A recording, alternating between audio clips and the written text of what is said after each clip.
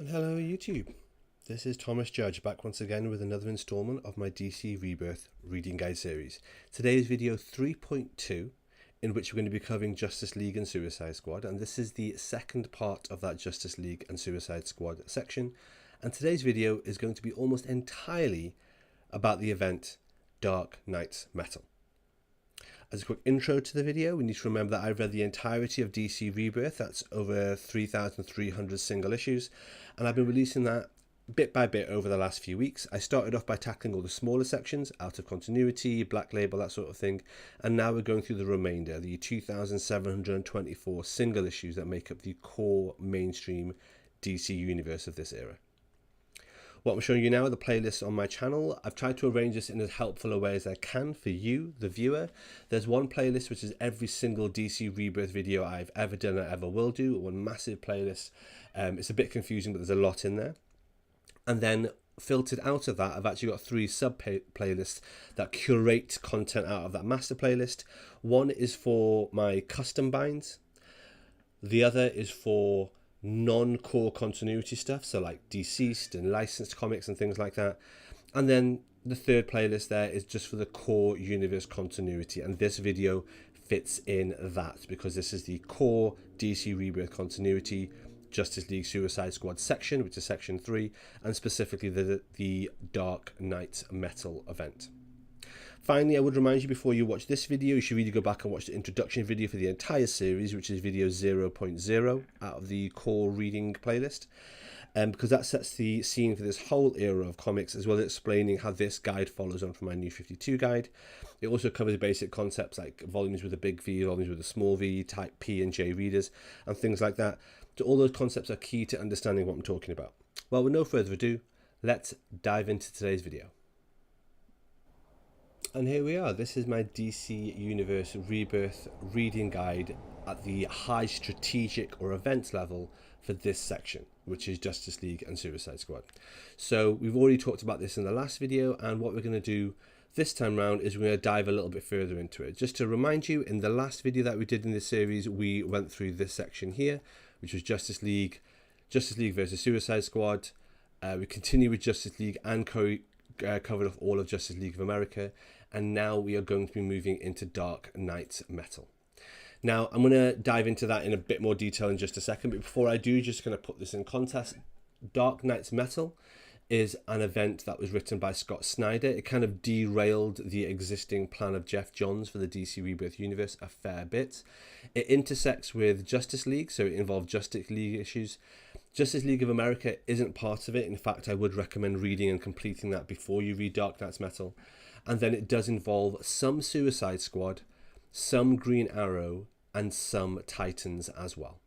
Now, the reason for that is mainly because of a couple of tie-in issues that it has that we'll talk about when I dive into that event in a lot of detail.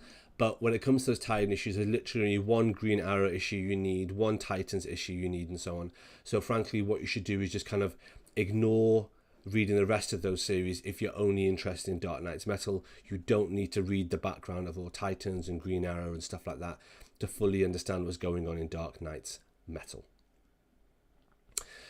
Right, so that's what we're going to be covering today, is just really this large event and what that crosses over, and then we're going to tailor on a little bit and just finish out some of the Justice League. With that in mind, let's have a look at the trade paperback view. So here we are. This is the trade paperback view, and as said, we covered a lot of this last time round, including all the Justice League of America stuff, and now we're going to be covering this stuff in this box here, which is Dark Knight's Metal. So we've got this with the various trade collections, and then these two unusual things here, Tales from the Dark Multiverse 1, Tales from the DC Dark Multiverse 2. And we're going to be covering that in the next bit, where I talk a lot about the actual individual issues and the best way to read and curate and collect these in physical edition, as well as reading them in single issues as well. Then we're going to come back and we're just going to mop up some of the Justice League before we finish out for today's video. All right, well, let's talk about Dark Knight's Metal. So what to say about Dark Knight's Metal? Dark Knight's Metal is the first big DC Rebirth event. It was written by Scott Snyder with art by Greg Capullo. So Remember, this is the legendary Dream Team from the New 52 Batman run. It is the first of two so-called Metal Wars that occurred during Rebirth. So this is Dark Knight's Metal, and then you probably heard of another one called Dark Knight's Death Metal, which is the eventual sequel or capstone to DC Rebirth. What is the storyline here? I don't want to give you any spoilers, but long story short, it's the story of an invasion of Earth, yet again, by monstrous versions of Batman from a place called the Dark Multiverse. Dark, edgy, grim, gritty, etc. Led by a new iconic creation of the Batman mythos called the Batman Who Laughs, who himself serves a demon called Barbatos, who himself serves a celestial being called Perpetua. All that's relatively irrelevant, and it just gets to a scale which is kind of hard to keep in your head, but that's overall, in a sentence, what the cut and thrust of Dark Knight's Metal is. As you've probably already gathered, I have many reservations about this event, many of which I've already covered in video 2.2 about the three writers and the different creative clashes that dominate DC Rebirth. In a nutshell, what that video talks about is how DC lost faith in Geoff Johns' vision for the DC Rebirth universe and then pivoted over to Snyder's extremely disruptive metal events, of which this is the first. Now, putting aside my personal feeling, which is that the teenage edgelord vibes these characters give off is a bit off-putting, the Batman Who Laughs is basically, imagine Batman but evil and with spikes and chains, ooh. But even putting that aside, because that is my personal opinion, this event also does require a fair bit of understanding of pre-Rebirth series to fully grasp. So the main thing it builds on substantially is the New 52 Batman series, also, as I said, from Snyder and Capullo, but it also draws on many aspects of Grant Morrison's run on the character, which is pre-New 52, and specifically on the apparent death of Batman during the Final Crisis event, which is also pre-New 52. And it then focuses on his subsequent resurrection, again, also pre-New 52. So whilst it's not necessary to read all this to understand Dark Knight's Metal, it is referenced a lot. Thankfully, the Omnibus and some of the other collections do cover that and have some of those issues in there, but I think it's worth just noting where they come from. They're all pre-Rebirth and in fact pre-New 52. Speaking of the Omnibus exists. I have it, it's nice, and I will be honest with you, this is the recommended way in which I would recommend reading this event.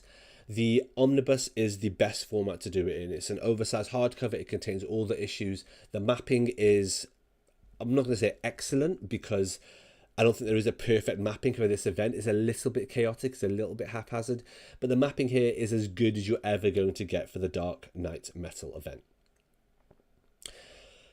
This is a review from the channel Name and Condition. If you're more interested, please do check that channel out, check this video out. Like I say, this is the version that I have. I actually have all the different versions, and we'll talk about them in just a second.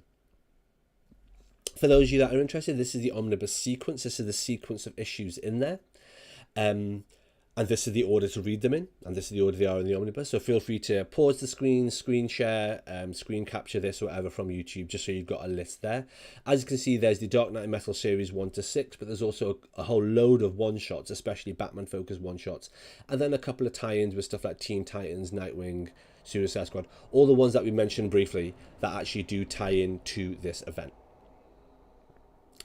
So that's that mapping there. And the Omnibus does exist. There are, however, trade collections for the event, and we're going to go through them one at a time. The first one is this, Road to Metal. This is the cover of it, this is the contents, and the contents are in this order. Dark Days the Forge, Dark Days the Casting, fine, they're in the Omnibus. You then have Final Crisis 6 and 7, which is from the pre-New 52. In fact, these came out in 2009. The 2 issues of the Final Crisis event. The Final Crisis event is more than just those 2 issues, obviously. I think it's 7 issues or 8 issues in total, and it's got loads of tie-ins. There's several dozen issues as part of that event. Just reading these 2 doesn't really explain very much, so we're already getting confusing. It also includes Batman The Return of Bruce Wayne, which was from 2010. This is issue 1 of that series. That series is a 5 or 6 issue series anyway, so again, how helpful is this? It then includes issues 38 and 39, which are parts 4 and 5 of the Endgame event. from the New 52. Again, they're only two parts, parts 4 and 5, of what is a much larger event. And even that event, the Endgame event from Batman New 52, is a sequel to the Death of the Family event from the New 52. So again, you see how when you start pulling thread, you start going down the rabbit hole in terms of what you need to know and how you need to know it. It also includes Nightwing 17 from the Rebirth era, which is great because it's in the Rebirth era, but this is part 2 of a 2-part arc called Nightwing Must Die. So again, it's not really the easiest thing to follow through if you're reading this in the trade paperback collection here, Road to Metal. And finally, it has a vignette from Detective Comics 950, which again is in the Rebirth era, and it's a self-contained story called The Big Picture. Some collections or some guides or some reading orders online will also mention that the Road to Metal contains the Multiversity, which is a Grant Morrison out-of-continuity series from the DC New 52 era. I will stress the Road to Metal trade paperback collection does not contain the Multiversity. It contains one page from the Multiversity, which is this page, which is a map of the multiverse. That's all it contains. You don't have to read the several issue Multiversity series. It's not part of Road to Metal. So this is the Road to Metal trade paperback. Those are the contents. Again, feel free to screenshot this or whatever. And this is available as a standard size paperback and a standard size hardcover. So that's the Road to Metal. Next up is the Dark Knight Metal trade paperback collection, which is this, and it contains Dark Knight Metals 1 to 6, and then a one-shot called Dark Knight Rising: The Wild Hunt, and then a one-shot called Batman Lost. It's available in a standard size hardcover. And it's also available in 2 larger formats. It's available in the Dark Knight Metal Deluxe, which is just containing issues 1 to 6, and it's an oversized hardcover. So oddly enough, this collects 2 issues less than the trade paperback or the standard size hardcover, but it is nice because it's a deluxe oversized hardcover with a really nice foil dust jacket. It's pretty nice, but unfortunately lacking in content. If you want to step it up another level, there's actually the Absolute Dark Knight Metal collection, which is an absolute edition, slipcase and so on. Here's again a thumbnail from the Name It Condition channel. He did a great review of it there. As an absolute edition, this is beautiful. It comes in a slipcase. It's got this wonderful kind of corrugated feel on the front, all that sort of stuff. Now, it contains Dark Knight Metal 1 to 6 and Batman Lost and Dark Knight Rising: The Wild Hunt. So it contains not just the stuff in the deluxe Dark Knight Metal collection, but actually those 2 issues which disappeared from the trade paperback, which is great. But if we flip back here and look at it, what you'll see is that whilst it collects all the things from the trade paperback, so the slightly larger collection, it collects them in a slightly different sequence. Annoying as fuck. So there we are. That's the second trade paperback collection. The third collection is Dark Knight Metal, Dark Knight Rising. You can see the cover here, and it contains the following issues in this order: Batman the Red Death, then Murder Machine, Dawnbreaker, Drowned, Merciless, Devastator, then a one-shot called Batman Who Laughs. Now, I will stress to you very carefully, this is a one-shot as part of the Dark Knight Metal event, not to be confused with any issues of the later series, which I'm showing you the cover of here, which we will pick up on later. That later series, for my money, is something you need to read as part of the Year of the Villain event. Do not read it now. Anyway, back to this.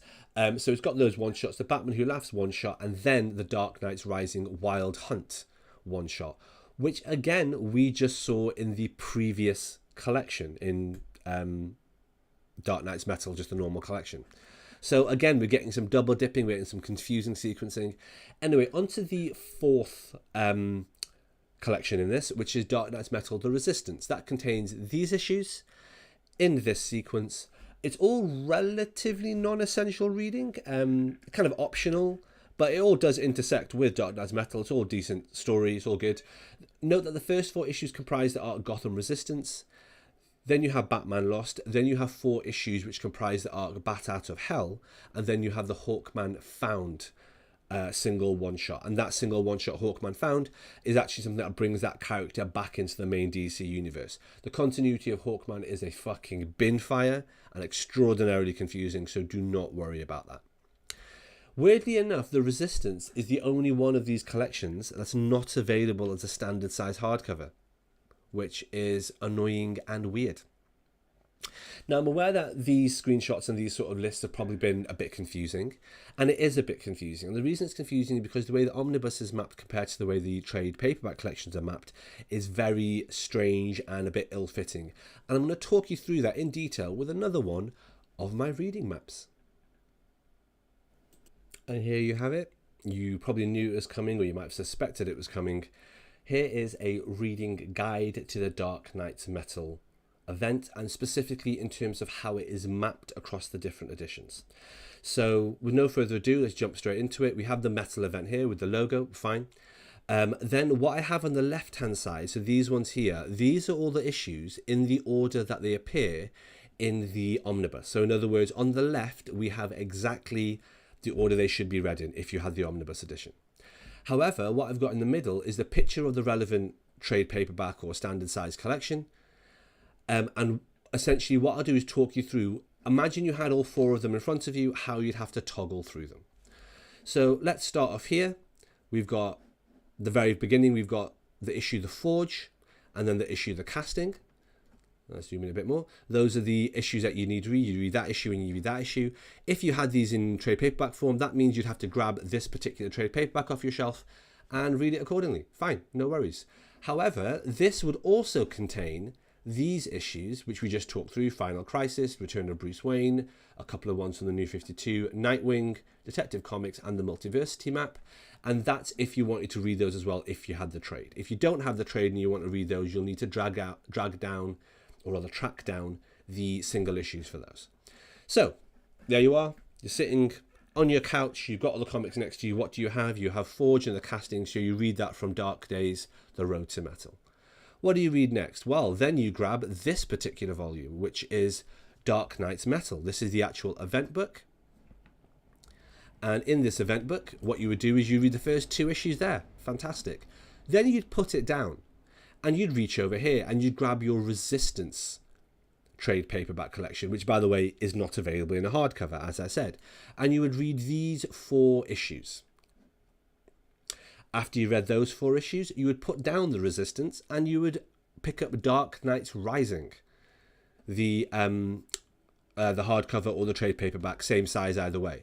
And then you would read these issues: Batman, the Red Death, going all the way through down to the Batman Who Laughs one shot. Now, what you might do at that point is you might want to carry on reading, because there'll be one more issue in this trade collection that you haven't read, which is Dark Knight's Rising. I'd recommend not reading that, although it is in the collection that'll be in your hand. Put that collection down, reach back over to the side and pick up Dark Knight's Metal, the trade paperback again. Read one more issue from that. That's all, just one more issue, then put it down. Reach back over and grab the Resistance, and you read the four issues there in the Resistance, and then, so these are the ones Bat Out of Hell as an arc, and then you read the Batman Lost one shot. That's it. Put down the Resistance again. And again, you reach over and you grab Dark Knight's Metal. Then you grab Batman Lost, which you could have read in the Resistance. So if you've already read it, you skip that issue. And then you read one more issue of Dark Knight's Metal. This particular one is issue 4. After you've read issue 4, you put that down again and pick up Resistance again and read the Hawkman Found one shot, which is right at the end of the Resistance trade paperback. Then you put that down and again you pick up Dark Knight's Metal and you read issue 5 of that event, then the Dark Knight's Rising, and then finally the finale. Now that Dark Knight's Rising issue here, which is there, is something that you may have thought to yourself that you were going to read up here, and you could have done if you were reading it in trades, but I would recommend you don't. I recommend you read it in the sequence it's recommended in the omnibus. What a pain in the neck. So if you are someone who, like me, originally read this in trade paperbacks, this is the guidance I would give you. Trade paperback by trade paperback. Pick them up, put them down. You'll be bouncing from the Road to Metal to Dark Knight's Metal to Resistance to Dark Knight's Rising to Metal to Resistance to Metal to Resistance to Metal. Not the easiest thing in the world, but hopefully this does explain it for you. One thing that I think I will just point out and really stress to you is please, please, please make sure that you don't read that Batman Who Laughs miniseries. I don't think So this is the one shot, and it says on it, as you can see on the cover here, Dark Knight's Metal tie-in. I really don't think you should read the series itself. The series itself is unrelated to this, and we'll cover that, like I say, in a couple of videos time when we get to Year of the Villain. Right, so that is the entire map. You'll recognize it from the thumbnail. Hopefully that makes sense. What we're going to talk about in just a moment now are these final two kind of epilogue events that we have at the bottom here, Tales from the Dark Multiverse. All right, in looking at these two footnote events, I do have to acknowledge that this is not necessarily the popular place to put them. This is relatively controversial. Most people would say you should read these much later on in DC Rebirth, possibly even sort of round about the Dark Knight's death metal event. But I don't agree. I read them, and I think these are two nice collections that serve as optional footnotes for this event, Dark Knight's Metal, the first Metal War. What Tales from the Dark Multiverse are 10 unrelated one-shots depicting alternate Elseworlds, if you know what the term Elseworlds is, where key events in the DC universe unfolded in different, much grittier, darker ways. They were actually published, like I say, way after Dark Knight's Metal, and they were published in two waves, one in February 2020 and then one in February 2021, so technically even like kind of after DC Rebirth. And they're all narrated by an original character called Tempus Fuginaut. You can see Tempus Fuginaut on the cover of the second volume in a moment. Tempus is one of a race of cosmic beings tasked with preventing intrusions from other universes, and especially from the dark multiverse into the normal or non-dark multiverse. In a lot of ways, he's a lot like Uatu the Watcher from the Marvel Universe. Anyway, we see him crop up a few times in the DC Rebirth era. His first chronological appearance is actually in the series Sideways, which we're going to cover in section 4, The New Age of DC Heroes, in a few videos' time. And that's back in 2018. But to me, like I say, it feels sensible to read these stories here because the stories themselves, if not the narrative meta-framing, act as a nice epilogue to the Dark Knight's Metal event. So each of these volumes are these lovely oversized hardcovers, nice and thick with nice matte dust jackets. I really like them. Let's just run through them quickly. The first one is called Tales from the Dark Multiverse, just as it is, or volume 1, I guess. So it's got 5 stories. The first one is an alternative dark version of the events in the story arc Nightfall. The second one is an alternative dark version of the events in the story arc of Death of Superman. The third one is the alternative dark version of the events in the story arc Blackest Night.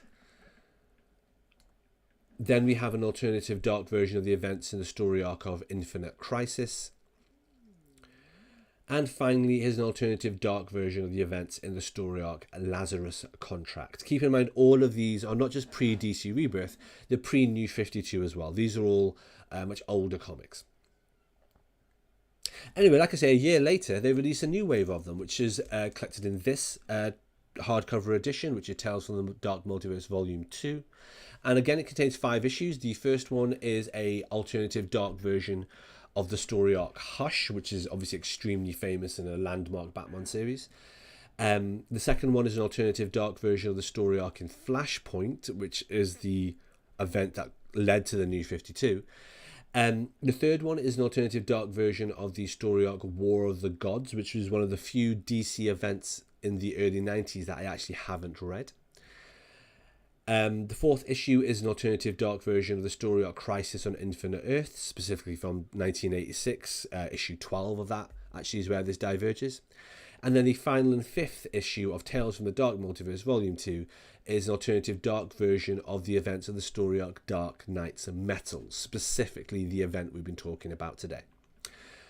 So there we are. Now, both these volumes are available as trades or as oversized hardcovers, and frankly, I would recommend them. They're fun, they're quirky, they're not amazing, but they're definitely a good time, no alcohol required. And that is how I would end out the Dark Knight's Metal event. All right, and here we are back again at the event-led map. So in terms of this, I just wanted to point out that I have actually tweaked this very slightly mid-video in terms of what we were talking about. For those eagle-eyed of those amongst you, you will notice that what I've done is I've moved Flash, Nightwing, and Green Lantern Corps up here and made these lines green going into the Dark Knight's Metal event.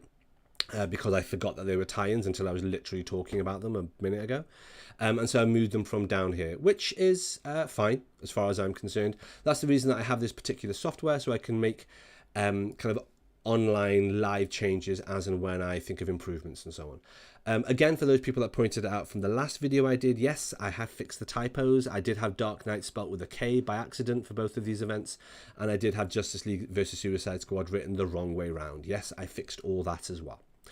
As you would have seen in the last video, I even had to tweak some of the trade paperback covers around because all of this is an ongoing iterative improvement process. For those of you that are interested in the map, it's on my website as a live link. It can't be downloaded because I essentially am paying for the lowest tier of this software. I would need to pay for the tier above it in order to be able to download this as a PDF I could share with people. So as it is, it's just a live link on my website, and that means that I will be occasionally tweaking it and adding it to it and improving to it. So one thing I'm thinking of doing is actually for these events is sticking little logos at the top, which would be quite cool, but maybe that's for a later time. But anyway, this is the event, and again, Dark Knight's Metal. Let's dive back into the trade paperbacks. And here again, you'll see here are the tweaks and changes that I've made. So I put Flash, Nightwing and Green Lantern up there. But this is the event that we were just talking about. It's going to be useful to kind of consider what the impact of Dark Knight's Metal is. At the time it came out, it was a really confusing read. No one knew quite what sequence to read the one-shots in or what sequence the various tie-ins came in. The omnibus mapping really helped with that because the trade paperback mapping, as you've just seen, definitely fucking didn't. So the omnibus is a great way of reading it, and it does make reading this event much clearer. Unfortunately, the same can't be said of the Dark Knight's Death Metal event, which we'll cover in a few videos' time. But in terms of in-universe impact of Dark Knight's Metal, well, the first thing is that it has a massive impact in terms of what's happening with the source wall, the wall around the universe enclosing the DC 52 realities of the multiverse. And the impact on that is going to lead directly into this event here, which is called No Justice, which we'll cover next time. As well as that, the Dark Knight's Metal event reintroduces the character of the Sandman, as in Dream of the Endless, as opposed to Wesley Dodds. And it leads to the launch, or the relaunch, of the Sandman universe with the 2018 Vertigo imprint for the Sandman universe.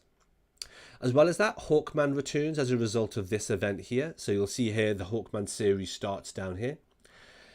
And as well as that, it leads to something called the New Age of DC Heroes, which we're going to be covering in several videos' time when we get to section 4 of this reading map. But the New Age of DC Heroes is not mandatory or important reading if you're just into Justice League and Suicide Squad. It's kind of its own self-contained thing. And like I say, we're going to cover that later on in section 4. Section 5, rather. All right, in terms of that, let's think a little bit about where we are with Justice League. So the Justice League stories continue in issue 34, which we're going to look at here. So that's volume 6, The People versus the Justice League, and that contains issues 34 to 38. So that's this one here with Wonder Woman on the cover. And then that continues on to the next volume, which is volume 7, which is called Justice Lost. And Justice Lost contains issues 39 to 43. Now, both of these volumes are sort of standalone. They don't really talk about what the events of Dark Knight's Metal at all. Also, they're not written by Brian Hitch or Scott Snyder. In fact, they're written exclusively by Christopher Priest, who's a writer I personally quite like, with art consistently from Pete Woods. Now, these are a really good grounded set of stories, largely, like I say, distinct from the larger Metal event, but at the same time, it totally makes sense to read them here. That's fine.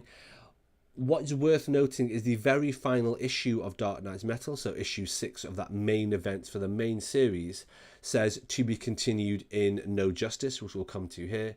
But that said, I don't personally think there's any problem with reading volume 6 and volume 7 as a little bit of a palate cleanser between the Dark Knight's Metal event and going into No Justice.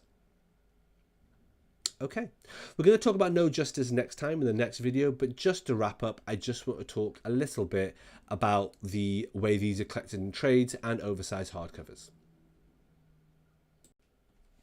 So just to remind everyone very briefly, when it came to DC Rebirth, as well as being published in the immediate trade paperback collections, which are the covers that I'm using for my guide, they were also published in oversized, well-branded DC Rebirth hardcovers. And I also want to talk about how those intersect with the trade paperback mapping we can see here. So looking at this particular bit of mapping here, when you're seeing volume 6 and volume 7, that's issues 34 to 43. So the entire Christopher Priest run, that is all collected in one single oversized deluxe hardcover, which you can see here.